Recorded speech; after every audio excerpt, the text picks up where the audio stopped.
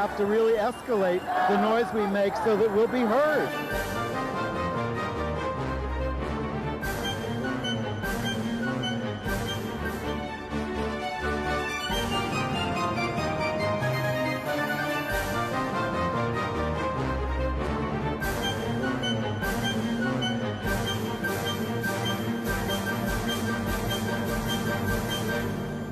Welcome to Gay USA. I'm Andy Hum. I'm Ann Northrup, back from a week off. Do I remember how to do this show? Welcome back. It's like riding a bicycle. I don't know. It feels a little strange. Maybe it's because we're in the new studio and it still feels a little new. But as always, thank you to Maren Johns, who you guys were great together in the studio, sitting side by side. It was a revelation. Being able to sit side by side makes a lot of difference. I know you've encouraged us out there to get back in the studio, and here we are. All for you. And here's all the news. Well, Trump is the presumptive Republican nominee now as DeSantis drops out and slinks back to Florida. I think Nikki Haley is still waiting for Trump to drop dead, so that's why she's still in the race. Anything could happen. Meanwhile, a singleton senator who wants to be the GOP vice presidential nominee proposed to his girlfriend. And debases himself to Trump. Ugh. South Carolina passes anti-trans legislation, but was soundly rebuked by the father of a trans child. We'll bring you that video. Very exciting, very moving. Moms for Liberty, I assume by now you know who they are, was greeted by a huge LGBT protest when they came to New York to hold a town hall. And Mr. Moms for Liberty, Christian Ziegler in Florida, was not charged with sexual assault, but with video voyeurism. An out lesbian, a veteran politician, has declared for governor of California. The election isn't for 2 years, but they're starting early there. A whole bunch of LGBTQ groups are calling on the United Nations to investigate Texas for violating LGBTQ rights. You can only imagine Governor Abbott's reaction to having the UN try to stick its nose into his business. The horror of Uganda's Kill the Gays law is coming to light, especially its impact on HIV prevention and care. A gay champion pole vaulter in Canada has died at the age of 29. And, of course, the Oscar nominations were announced this week, and we have the LGBTQ details and angles and some history that was made. So, good news and bad news from New Hampshire. The good news is that only half of New Hampshire voters in the Republican primary believe Biden was duly elected, which means that half think he was. Well, I do like the fact that MSNBC keeps pointing out that Trump, who likes to think of himself as an incumbent, can barely get more than 50% of the vote in Iowa or New Hampshire. Right. And we're hoping that's a good sign for the future, that those people who didn't vote for him in Iowa and New Hampshire won't vote for him in the general either. And many of them say they will not vote for him in the general election if he's the candidate. But some say they will. Of course. And many of those who say they wouldn't vote for him actually say they will vote for Biden. Now, look, I know the polls are close and it's discouraging. Hell, I mean, there's a New York poll that has, Trump within 9 points in New York. I think we are moving in the right direction. The populace is slowly coming to its senses, slowly feeling more confident in their economic situation and, ready to face the reality that they're going to have to vote for Biden to keep the monster out of the White House.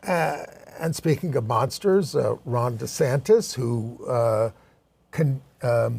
condemned those who kissed Trump's ring, dropped out and kissed Trump's. It's nice to see such a miserable bully go down, one to go. But he built his campaign on racist and anti-LGBT laws for Florida and severely restricting abortion. And it didn't work. He thought he could, because he has such a legislature of yes people in Florida. Installed by him. Yes, and he can do anything he wants.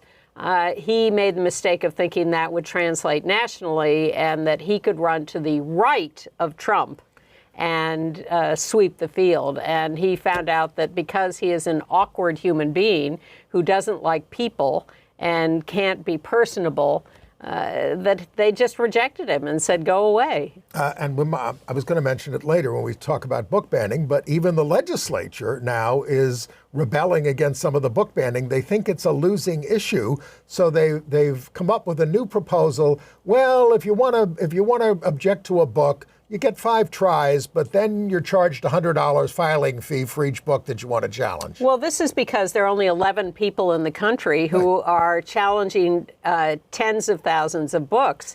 And all they do is submit a list of every book in the library, and they're automatically taken off the shelves and put on hold. And this only applies to people who are don't have a kid in the school. Yes, you can. And these people don't have a kid in the school, but they're the ones doing the objecting. But that's a sign. I mean, it passed 17-1 in committee, this bill. In this Republican, heavily Republican legislature. But meanwhile, DeSantis has also issued an order that no state and federal funds can be used for diversity, equity, and inclusion education in the schools at public colleges. And that's, he's still trying to run roughshod over all of it. There was a massive story in the Times about how Claremont colleges came up with all these, ideas for going after diversity, equity, and inclusion all across the country. And they do this for, not big, certainly they're racist and everything, but it's political. They think it's a winning political issue. And so far, they have been right, but the tide may be turning. And I love having lived long enough to see these issues peak and then disappear. And this one, I think, is going to go away very fast. All right. Well, but I hope. Senator Tim Scott is on the scene. He got down on bended knee to Donald Trump and then knelt down to ask his beloved to be his wife. She is Mindy Nose, and he kept her hidden until late in the campaign. There's the proposal. At Kiowa. Yeah. Now, Mindy, who's 47, was accused of helping her tech entrepreneur ex-husband, Peter Nose, of creating a scam shell company to hide assets and avoid liability for a $1.2 million deal gone wrong, according to court documents. The lawsuit about it was settled in 2018, and she walked away from the divorce with $2.2 million. But he obviously didn't Google this woman before he went out with her. Went out with her? Who thinks he actually went out with her? Tim Scott, unmarried, unattached all his life, no rumors of him dating any woman, lots of rumors of him being gay, with no proof, but that was the assumption. And then he shows up, the second picture we had there was of him at a Republican debate, suddenly bringing this woman on stage and telling the press that she was his fiancée, and then staging this proposal for cameras. Well, for cameras, this was, it was not an accident that I think we Trump caught said, him going down on his knee. But apparently, they won't get married until next year, so he still has an out. Very much so. But he of course, completely humiliated himself with Trump on election night in New Hampshire. But prior to that, he said, we need a president who sees Americans as one American family. Well, that doesn't sound like Trump to me. He told Trump he loved him in public. He did. I wonder how his fiancée felt about that. Well, Trump said he wouldn't have DeSantis as his running mate, but hasn't ruled out Scott, who became a senator, of course, when Nikki Haley appointed him. Well, Trump claims he's picked his running mate, but is keeping us all in suspense. It's all mind games with Trump, and I think we can pretty much tune out the rest of the campaign. I mean, do we have to watch every week of when there's a primary if he's going to win them all? I don't think we're going to see much coverage, but his speeches after he wins primaries are so insane, and he's so angry. He was so angry at Nikki Haley, and he's just saying disgusting things about her and everybody else. That's because he thinks she's Nancy Pelosi. If only. All right, if look. only Nancy Pelosi would run against him in the Republican primaries. Oh, wow, it'd be wonderful. But for all these reasons, think about going to Washington on Saturday for the Stop the Coup 2025 launch. This is the group which we've been somewhat associated with, which is trying to, raise the alarm about if these guys get in. The Heritage Foundation and other groups have a whole battle plan, all written out, of how they're going to dismantle the democracy. Not a secret. You can read their battle plan, and you can read it on the stopthecoup2025.org website. In fact, you can read a shortened and analytical version that's much more readable that we have written after reading the Heritage Foundation plan. All right. So it's 1 o'clock on Saturday at 214 Massachusetts Avenue in D.C. That's the Heritage Foundation. It's just going to be from 1 to 3. It's just an announcement. Buses from New York filling up fast. So if you want to go on the free bus from New York, go to stopthecoup2025.org and sign up for the bus. All right. So one-day trip. I apologize, but we neglected to fully report on how the U.S. Supreme Court sidestepped the fight about transgender access to restrooms in schools.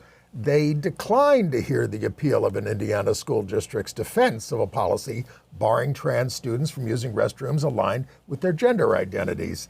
The Seventh Circuit ruled that the trans 7th grade student challenging the policy was protected under Title IX that bans sex discrimination in schools. Lower courts have been divided about the issue. The 11th Circuit upheld Florida's ban on trans students using restrooms aligned with gender identity. Well, the interesting thing in this case is there is no state law in Indiana mandating biosex for choosing a bathroom. The school just peremptorily decided that they were going to bar trans students from going to the bathroom that corresponds with their lived gender identity. And the lower court said, nonsense, you can't make up a law like that. That's discrimination. And the Supreme Court said the lower court was right, and we're not going to step into this. And that's pretty shocking when we assume this court is 6-3 against us. Well, last year, the Supreme Court refused to let West Virginia enforce a state law banning trans girl athletes from girls' sports. Yes, and they wouldn't review the Gavin Grimm case either, right, and allowed him access to the proper But brace bathroom. yourselves. They heard arguments over a challenge to the Chevron decision, which says that government agencies are allowed to do things and without explicit permission from Congress. Congress authorized the agency, and if this thing goes down, that means the Supreme Court gets to decide every single little thing they do or they don't want because Congress is non-functional. Well, I think it's a two-edged sword, though, because we want those agencies to have the independent power when we hold the White House. Right. When we don't, we'd like to be able to review some of their decisions. Well, they're also going to hear the Idaho case about whether emergency care includes abortion. And that's a nerve-wracking case because it could also affect whether, it includes gender-affirming care.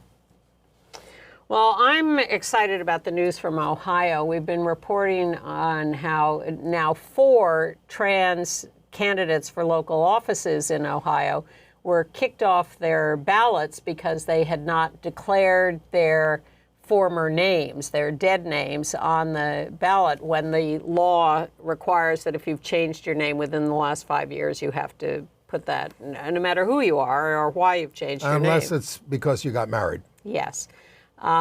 So they got kicked off the ballots, and some of them went to court, some of them appealed to the Board of Elections. 3 of them have now been reinstated on the ballot by the local Board of Elections. The governor had spoken out against them being kicked off the ballot. Republican Governor Mike DeWine. One is still suing, but I think this is fantastic. So why didn't they decide about the other one getting on? She's still suing. Oh, okay. So that's still in the court, and they're looking for a decision there. But it's terrific that they're being allowed back on. And a heartwarming story from Derby Kansas, or Darby, Kansas, a wedding venue has welcomed a lesbian couple after they were turned away from the barn at Grace Hill in Newton. Heritage Meadow Estate, which is the good guys, was moved by their plight and offered their venue for free. The owner, Joy Amor Bishop, there's a name, said, when something doesn't work out, you are either being protected or promoted to something better. Yeah, and we showed you the outside of the new venue, which the couple is thrilled with. But if you go online and look at the inside pictures, they're really stunning, including a lovely fireplace in the reception area. And back to Ohio, a bad piece of news this week. We told you before that the legislature passed a bad law forbidding care for trans youth, medical care, and barring them from sports. The governor vetoed it, great, but then he issued an executive order that was pretty close to as bad as the law. Then the House overrode his veto to reinstate the original law, and now, this week, the Senate has overridden his veto also.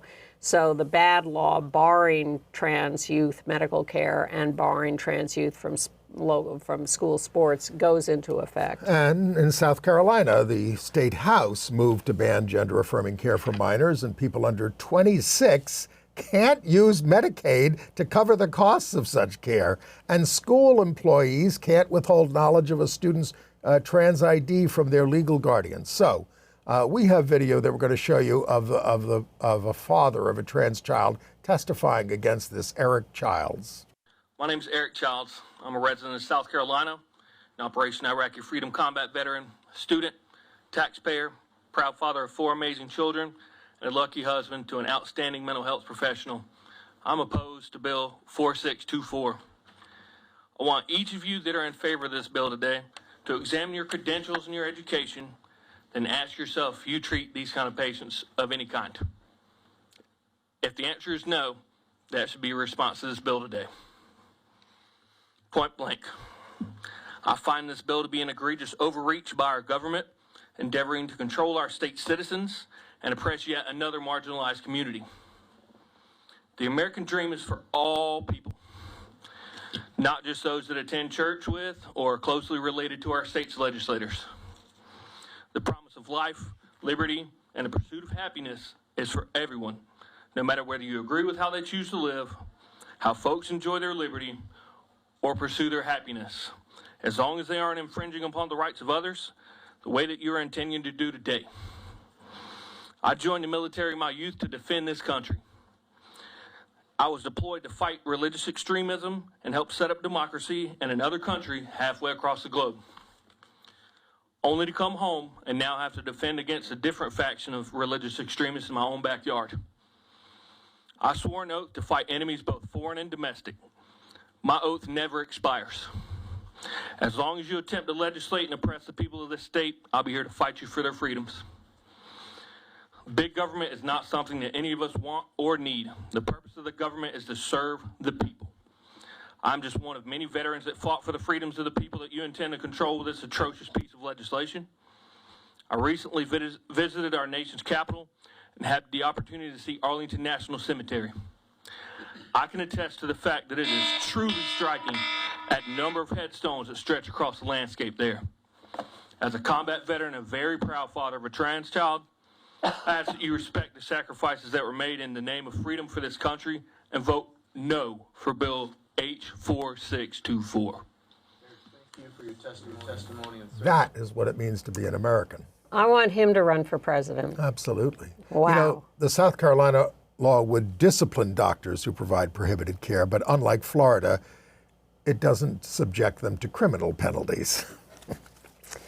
All right, I want to run down a few other state things. In Texas, this is good news, the Court of Appeals in Texas upheld the injunction against the law that requires booksellers to vet all their books for sexual content. The court said, that's ridiculous. You don't want a book with that content? figure it out yourself. Booksellers are not going to have to vet all their books. Right. It's got an enormous burden on them to have to do that. Yes.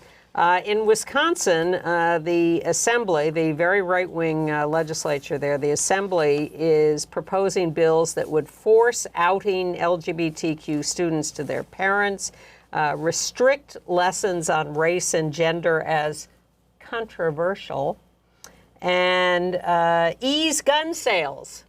They've passed all those in the Assembly. Now they go to the Senate. Governor Evers has promised to veto them, but then again, you have this overwhelming legislature that could override the vetoes. In Arkansas, library wars again. Jonesboro Public Library stood by its decision to do an annual Pride display. So in November 2022, right-wingers put forth a ballot initiative to cut their budget in half. And it passed by just 48 votes. So the library had to lay off 13 employees in 8 branches in the county and reduce hours. But the new director, because the other one resigned in despair, says that private donations have increased to restore some of the cuts. And they're going to try to put it on the ballot next year and get it back. Well, that would be nice. I remember the library in Minnesota where they went back and forth on funding. But they lost $2.1 billion. That's a lot to raise from people. In Missouri, in St. Louis, they are still arguing over this business of the cops running into the gay bar, the front of the gay bar. The cops are still stonewalling, refusing to release any, excuse me, body cam footage, and continuing to lie about what they did. And there's one cop in particular who seems to be a really vicious actor who is getting in trouble. But speaking of, in Virginia, there is a new piece of video that shows the bad cop jumping to cuff the co-owner of the bar in 20 seconds after getting out of his car. Wow. But it's become a big local issue, and they're going to keep fighting that. In Sacramento, the Parkside Community Church had their Pride banner vandalized, and they got it on surveillance, and they heard in the background the perpetrator being called Zach. So rather than alerting the police, saying, that's not what we're about, they erected a big banner of the Progress LGBTQ Pride flag in the shape of a heart with the message, hey, Zach, so do you want to talk about it, with a QR code linking to an open letter to the kid? Nice. Also in California, the Attorney General sent a letter to every school district telling them not to ban books and saying students need to see themselves, and all students of all kinds, and also telling the schools not to out trans students to their parents. Well, one of the nominees for Best Documentary is the ABCs of Banning Books by Sheila Evans. And others. My best friend. Yes, I know. In West Virginia, there's a bill that would label trans people as obscene, banning trans exposure to minors in public places. I mean, this almost means you can't function in society if you're trans. They want to erase them. They want to erase all of us. By the way, anti-LGBTQ legislation, I didn't realize this until I read it, this year is set to outpace 2023. I mean, there were so many bills last year. It was a terrible year. And but most of them haven't passed. In New Jersey, the governor, whose wife is running for the Senate, Murphy. The governor has signed a bill mandating insurance coverage for anyone needing reproductive assistance, including same-sex couples who have been rejected by insurance companies for reproductive assistance. Can we go to New York? Sure. Yeah, there are about 100 LGBTQ activists who braved the bitter cold to protest the Moms for Liberty confab in Manhattan. They chanted, no hate, there they are, our buddies. I see Jackie Rudin there. No hate, no fear, trans kids are welcome here. Activists were joined by elected officials, including, well, first of all, I want to mention that somebody who was at the conference, George Santos, you got that picture? Yeah, he was at the Moms for Liberty conference, shameless. But then we also had elected officials speaking. That's our state senator, Brad Hoylman Siegel, Liz Kruger, and the Manhattan Borough President, Mark Levine. So they were all out there in the cold, saying, this doesn't belong. They're objecting to demonizing trans kids. By the way, the Czech government, which owns the Bohemian Benevolent Literary Association, objected to the group once it was brought to their attention, but the moms had a contract. The moms also had a contract out, of course, on every LGBTQ student and teacher in the country.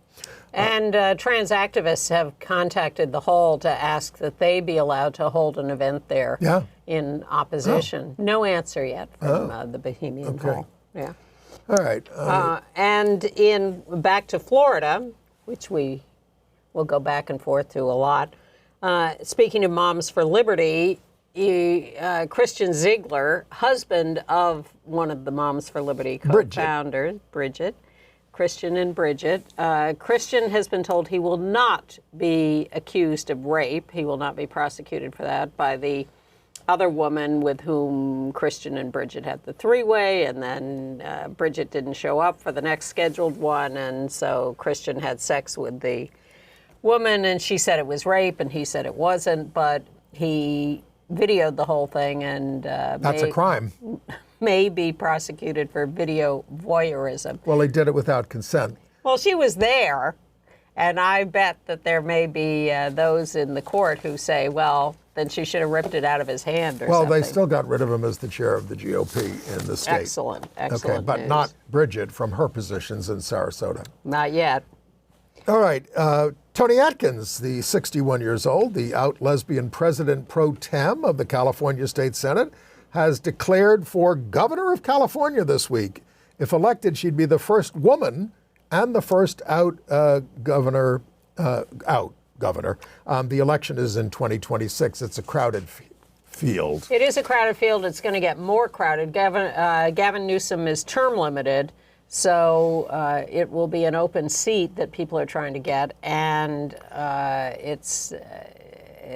wouldn't be the first. They're starting now because they have to raise a ton of money. We have, of course, had a number of lesbian and bisexual women governors around the country. Absolutely, including Maura Healey now in Massachusetts, where the Senate has repealed the sodomy law that they've had on finally? the books. Yes. Hey, there are a lot of states that still have them on the books, and we're scared that if Trump gets elected, the Supreme Court may kill its Lawrence v. Texas decision. As Clarence Thomas has said he wants to do. Exactly, and reinstate sodomy laws. So we're on a crusade to get states to repeal their sodomy laws. So the Senate in Massachusetts has done so, and their walking while trans law, which prosecutes trans people who are walking down the street on the assumption that they are prostitutes. We had that in New York for many years. Yeah, we only recently repealed it. Law. Yes. So now the House in Massachusetts has to work on those too. But led by Governor Maura Healey, out lesbian, we're confident that will happen. We have a merger to tell you about for trans rights. The National Center for Transgender Equality is combining with the Transgender Legal Defense and Education Fund, TILDEF, to form a new organization, Advocates for Trans Equality. We've got a picture there. That's Andy Mara there on the left of TILDEF, and Rodrigo Lettinen, son of the former Miami Congresswoman, right? Republican, of NCTE. Both groups were founded in 2003. One works in D.C., the other in New York, and they're going to combine advocacy and legal stuff. The workers in both groups unionized in 2021, so no one's going to lose their jobs. In Phoenix, we saw the first victim of anti-trans violence in 2024. Kitty Monroe, 43, attacked at 2 a.m. on New Year's Day by a man and a woman in the parking lot of a liquor store. Police are treating it as a hit and run. A witness saw the couple chasing Kitty with the man hitting her with the back of a gun before someone ran her over with his truck. He ran her over with his truck. It's and then confusing. another driver then accidentally hit Kitty. Kitty often faced violence, a daughter of Mexican immigrants, oldest of 7 children, spent many years living on the streets, and what a sad end. Yes. What do we have? 44 identified trans murders last year. And of course, we know that's only the tip of the iceberg, as we say here. And this is the first in 2024. Now, turning from that, but also in the trans world, to the world of sports, where Haley Davidson, a trans woman, has been a professional golfer for a while. And there she is in the middle of this threesome. She won a very minor league tournament. On the next tour. Yeah, which barely exists. And, well, you have to win several times on that tour, but it has to have a field of like 100 people, and there were 24 in this field, so she's not advancing yet. But higher. right-wing heads are exploding anyway. Oh, of course, but she had, she transitioned, she started taking hormones, like 10 years ago, and had surgery 5 years ago, all of which are required in the professional golf leagues. She meets all the requirements. She does, but they're having a task force investigate to make sure everything's on the up and up. Wait a minute, you're burying the headline. Yeah. She was defended by Caitlyn Jenner. Who has attacked trans people in sports. She says it's based on the sport. and she's a golfer. Well, anyway, it's not a joke. Haley gets 5 to 10 death threats a day. Yeah. Now she's going along with the LPGA and the USGA guidelines. She played college golf on the men's team, but she's not a big winner. She's won a couple of times, but she has lost more. Sure. As is true of most trans athletes. As a caddy I used to say, it's only a game, Mr. Hum. It's only a game. Did you need to be reminded of that repeatedly? No. I say that to people on the golf course when they're getting a little overheated. All right. In Minnesota, yes. at Worthington High School, a majority Latin school, 2/3 there, the all-white board voted to remove LGBTQ and Puerto Rican flags from a Latino teacher's classroom, prompting Jose Morales Colazzo, there he is, to resign. He is gay and a native of Puerto Rico. He has a doctorate in education and was teaching science, much beloved teacher. He will move to Brockport, New York, to be an assistant professor of science education at SUNY. More teachers are now set to leave as the school board suppresses diversity efforts. It's an all-white board from mostly people. It's a 41% Latino town, and the school board is 100% white and has no shame about forbidding these flags. All right, run for school board, folks. That's the next election. It's true, and that's the basic entry, and people should do more of that. All right, in Cottage Grove, Oregon, scary story. Trans woman Elizabeth Ballesteros West, 56 years old, says she was frustrated by her inability to get a job, being the object of constant bullying, started writing social media statements about threatening coworkers, threatening Jews, threatening immigrants, threatening black people. Yes. So the authorities decided this was a little scary and needed some investigating. They went to her, especially when she posted, "I'll probably go out in a blaze of glory." So they go to her house and they find 12 handguns, 16 rifles, thousands of rounds of ammunition. She has been indicted for her threats on Facebook. And well, she describes herself as the Nazi dominatrix from hell. Yeah. So yikes. But someone who has been the subject of a lot of threats herself. All right. I'm not excusing it. No, of course. Just explaining. And finally, in this section, we mourn the death of Brent Sikkema, 75 years old, an extremely prominent New York City art dealer, murdered in Brazil. Evidently, well, they've arrested a guy he knew. He was spending more and more time in Brazil. He'd gone there with $40,000 in cash. And the theory is that this guy, who he knew he had cash and stalked him for a while or staked out his house.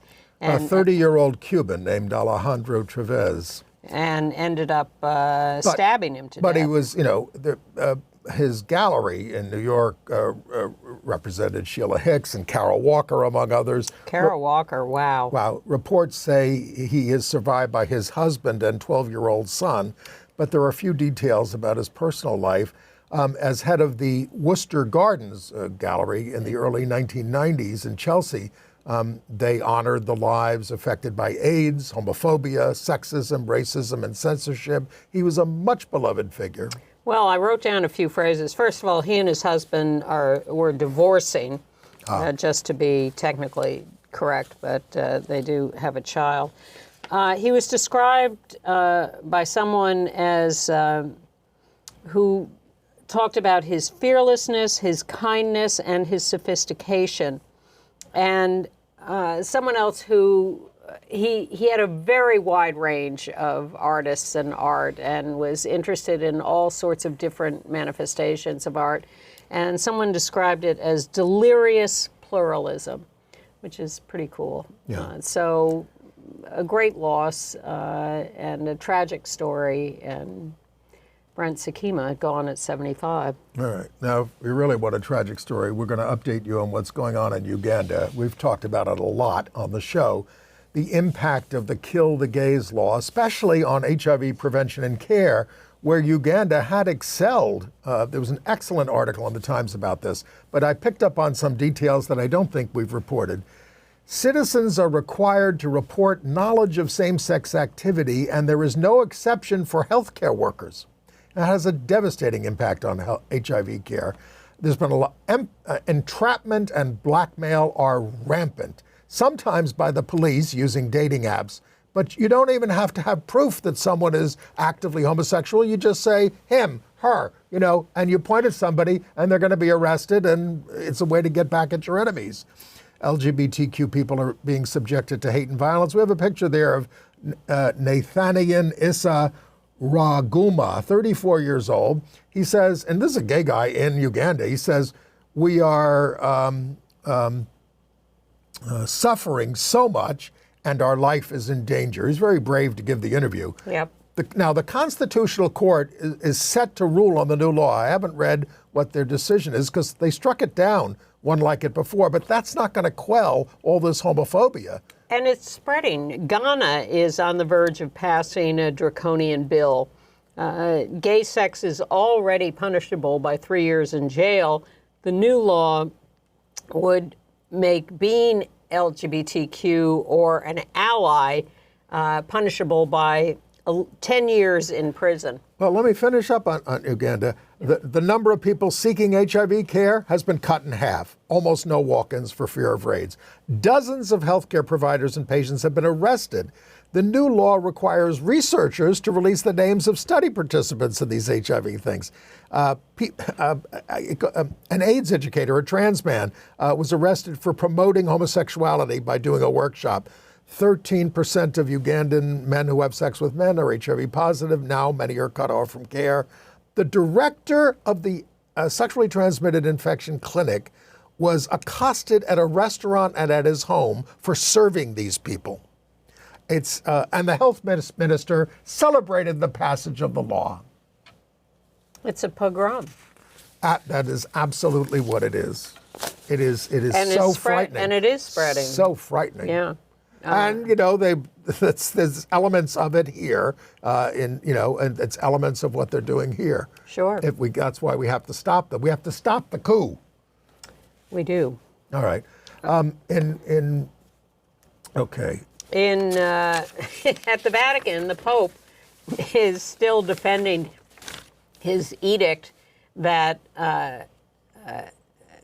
priests can issue blessings for people in same-sex relationships, not marriages, but Can't bless the relationship.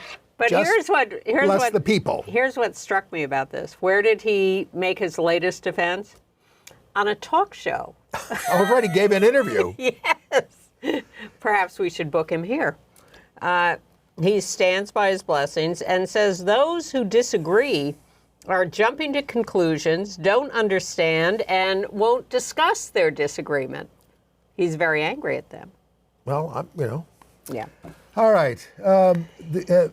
The out Canadian Olympian Sean Barber, a champion pole vaulter, has died at his home in Texas of what has been described as medical complications. He was 29 years old.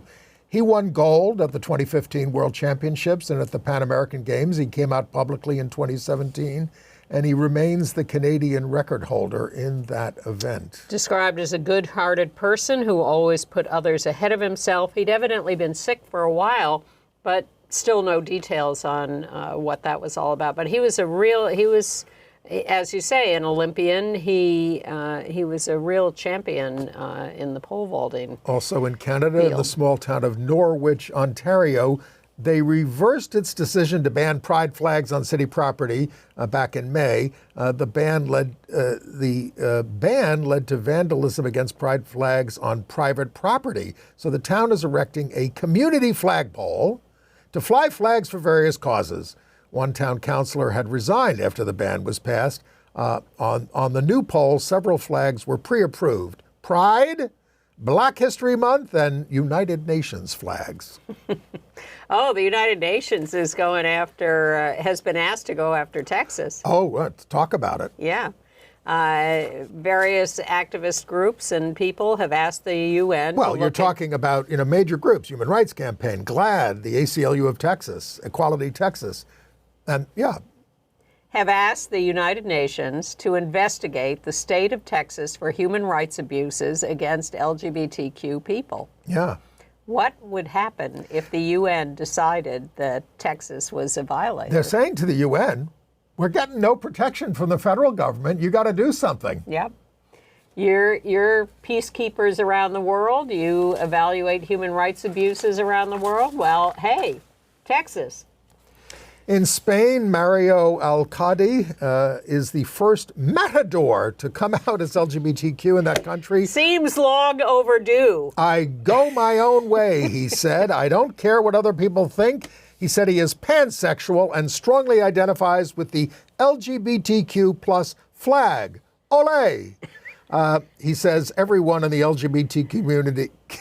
He says everyone in the LGBTQ community is anti-bullfighting, but he's trying to change that. I don't know. Has he talked to Caitlyn Jenner? Somehow, I think, maybe. And Russia, having marginalized LGBTQ people, is now moving on to heterosexuals who have racy parties. Once the moral crusaders start, they don't stop. You'll be next.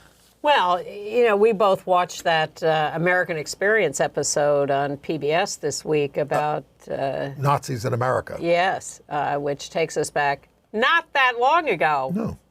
Out on Long Island, where I grew up, there was a Nazi town with streets named after the high command in Germany. We're talking 1938, 1939, right. The big rally at Madison Square Garden. The Bund. The Bund, trying to enlist the United States as a fascist country.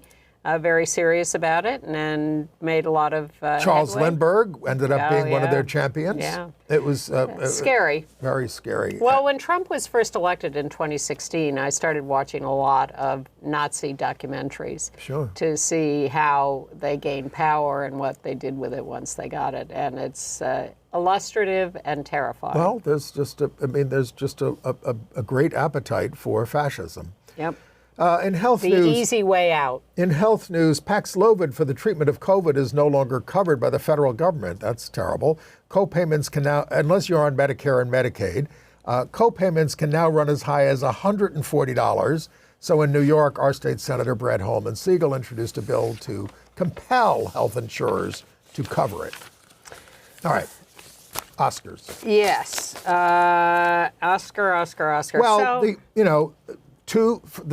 real history is two out actors are nominated for lead roles, I think, for the first time. For playing out characters. Yes. You got Coleman Domingo for Rustin. There he is with a picture next to Bayard Rustin, the civil rights leader, centered on the March in Washington.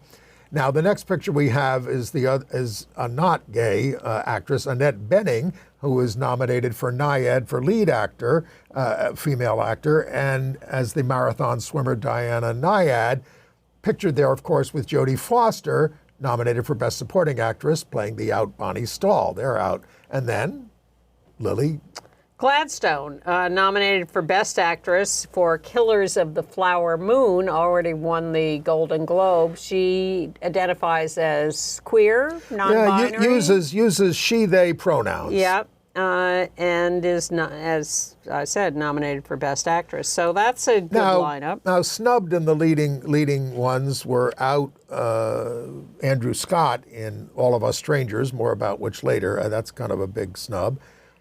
Now, also nominated, Sterling Brown is nominated for Best Supporting Actor for playing a newly out gay man in American Fiction. And of course, Bradley Cooper nominated for Best Actor for playing the gay/bisexual Leonard Bernstein. Yes, exactly. In Maestro. Yes. But Billie Eilish had nominated for Best Song with her brother Phineas for What Was I Made For from the Barbie movie, and Barbie itself, which I think is a very gay movie. Right, and among the best animated feature nominations, Nimona is an LGBTQ inclusive story about identity and found family.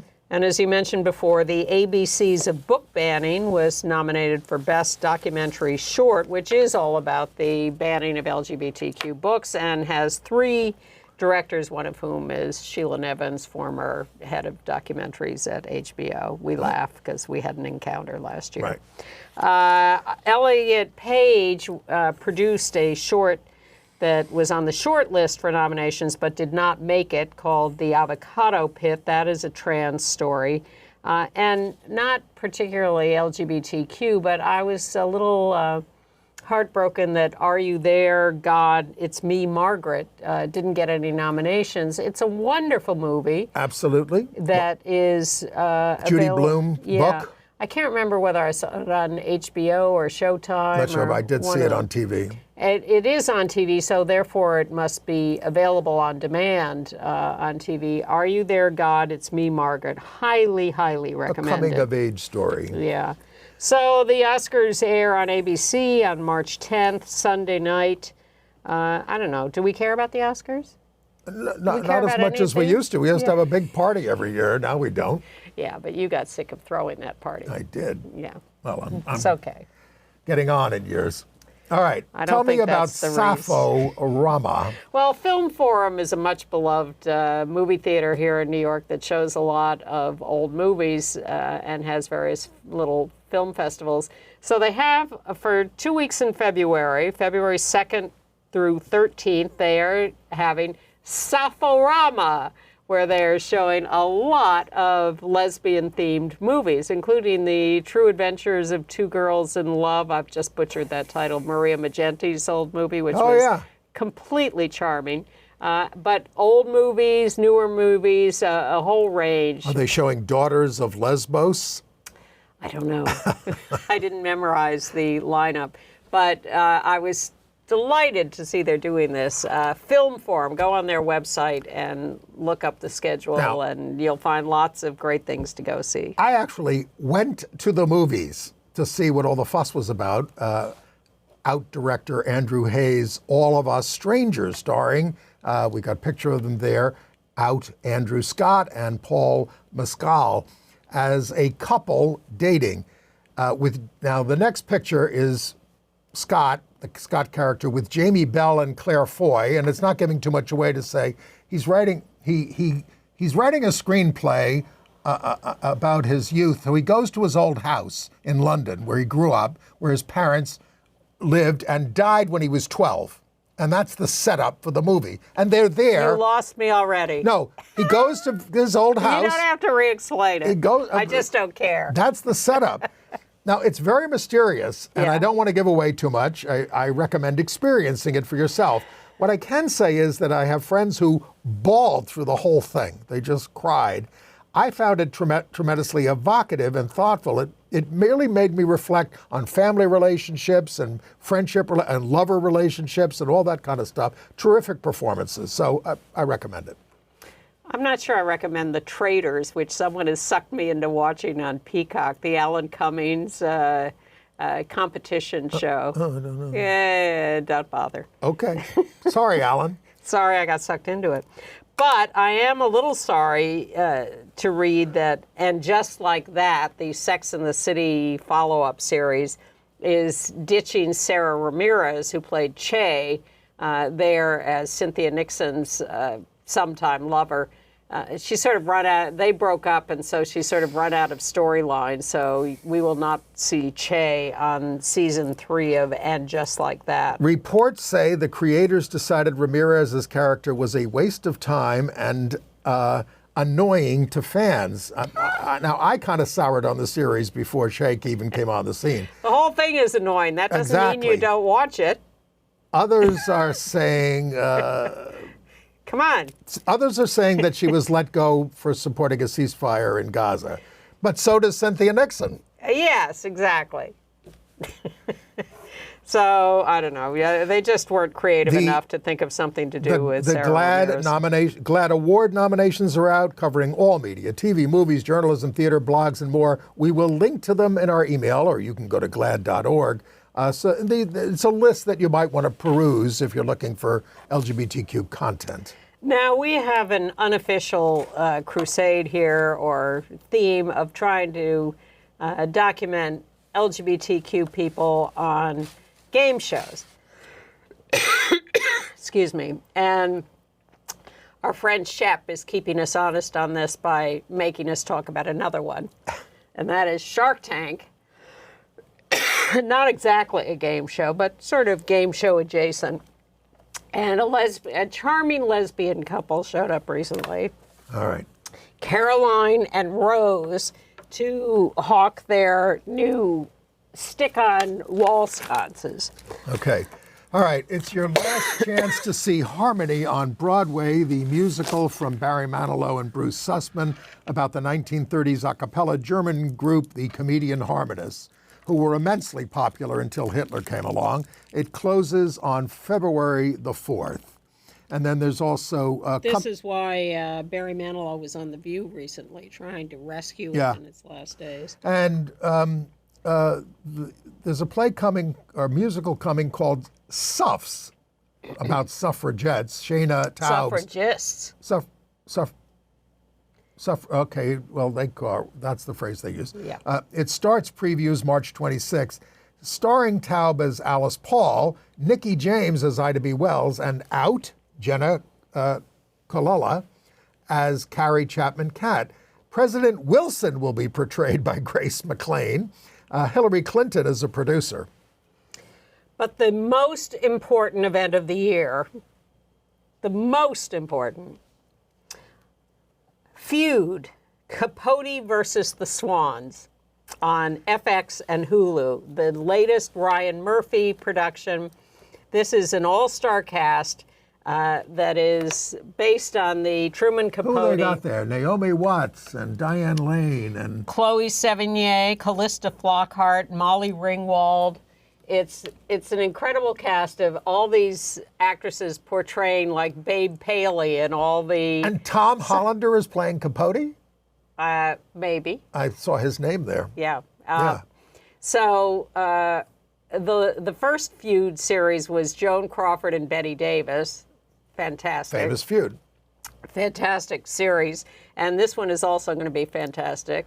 And it starts January 31st, next Wednesday, on FX and repeats and then runs on Hulu. Well, these were the society women that he courted and lunched with, and then he wrote a book called Answered Prayers, where he destroyed all his relationships with them by what he wrote about them. Exactly. So it's a much anticipated event, and if it's half as good as we all think it will be, fabulous. Coming to Apple TV Plus is a 10-part series on designer Christian Dior called The New Look. Dior, who was gay, designed right through occupied Paris and managed to come out as a top fashion designer. The series focuses on his competition with Coco Chanel, who was a Nazi collaborator, played by Juliette Binoche.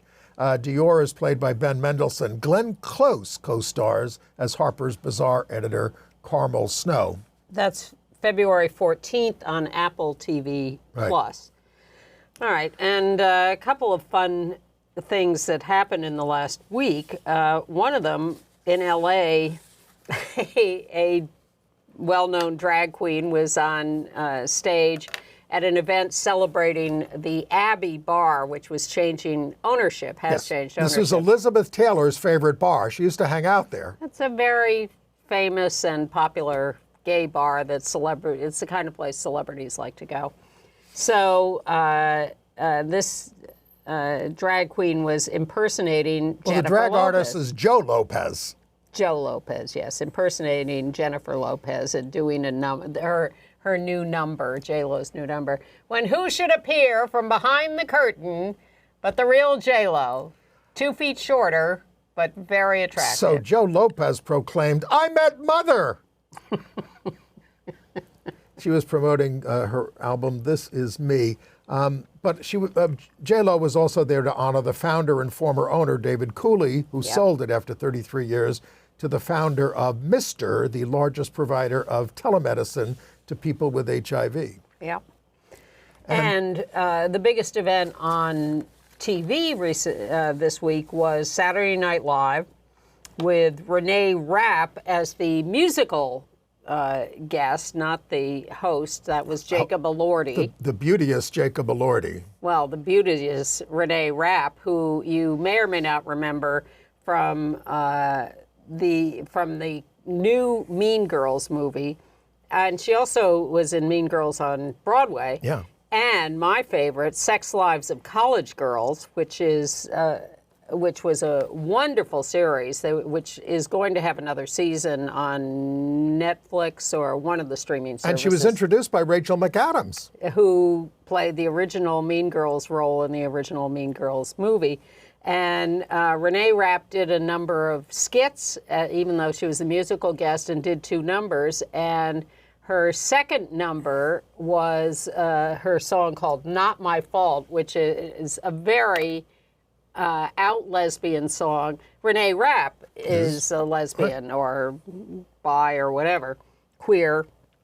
And who should show up in the middle of that song but another bi-identified star, Megan Thee Stallion, and they made quite a couple singing together. We are everywhere. Thanks for being with us.